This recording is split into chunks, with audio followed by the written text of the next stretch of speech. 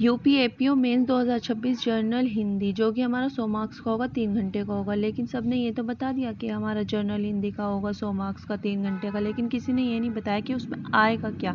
ना ही वेबसाइट पर बताया गया कि क्या क्या सब्जेक्ट होंगे, या कैसे कैसे करने होंगे, या कौन कौन से पार्ट होंगे, कितने मार्क्स का आएगा, कितने मार्क्स का नहीं आएगा।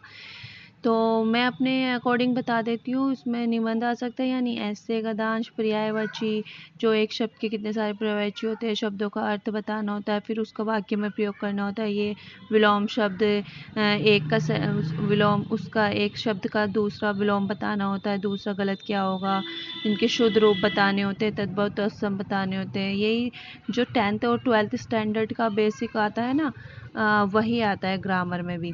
वाक्यांश के लिए शब्द, वाक्यों का शुद्ध रूप, मुहावरों का अर्थ, वाक्यों में प्रयोग करना, उसका अर्थ बताना, और समसामयिक टॉपिक जो हमारे नेशनल इंटरनेशनल टॉपिक चल रहे हैं उनसे रिलेटेड थोड़ा थोड़ा लिखने को हमें आ सकता है।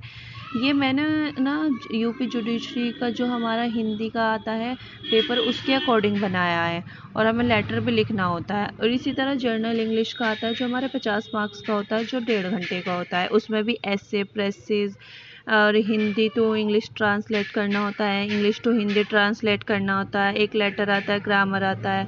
ग्रामर में ये एक्टिव, पैसिव, एंटोनियम, सिनोनियम, ये सब आते हैं। जैसे सुनार ने पत्र लिखा, ये हमारा एक्टिव हो गया, तो हम उस सुनार को सुनार नहीं लिखेंगे, जो उसको कहते होंगे इंग्लिश में गोल्ड स्मिथ। जैसे Goldsmith writes a letter, ये राइट्स में, इसमें टी लगा लीजिएगा, राइट्स ए लेटर।